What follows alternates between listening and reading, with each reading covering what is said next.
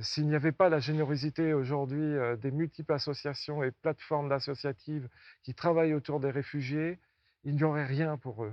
On peut parler du maire de Grande-Synthe et de son initiative, avec l'association des maires hospitaliers, qui regroupe plusieurs maires qui sont plutôt dans une dynamique d'accueil et de garantir la dignité dans l'accueil et des initiatives effectivement, que ce soit les mamans en Grèce qui faisaient, 1 500 repas par jour, toutes seules, sans l'argent de la ville, sans l'argent de l'île ou sans l'argent de l'État, à des pères et des mères de famille, des gens qui ouvrent leur appartement, leur maison, voilà. En fait, à chaque fois qu'on arrivait sur les camps pour faire des assessments et pour se dire: «Tiens, on va peut-être démarrer une activité médicale» et cetera, les volontaires, les médecins, les pédiatres, du bled d'à côté, ils nous avaient pas attendus, quoi, hein. Et je pense que sur les îles grecques, il y a vraiment, les gens se considèrent, de manière importante, comme vraiment solidaires des gens qui arrivent sur les îles, parce qu'il y a énormément de gens qui ont connu dans leur famille, leurs grands-parents et cetera, ont connu finalement exactement la même situation. Many people do want to help refugees in Britain, in the UK.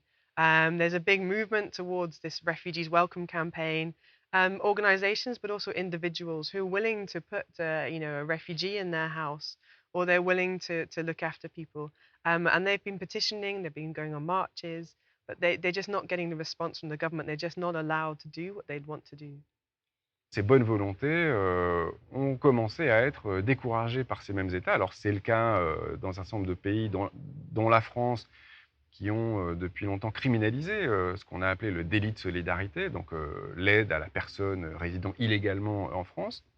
Mais on a vu également en Grèce, se développer des tendances à, poursuivre en justice, des secouristes en mer, par exemple. People are really discouraged from helping people in the UK, and I know that so many British people feel so strongly. So there was the case of the man who was persuaded when he was working in Calais to take a small girl across to her family in Britain.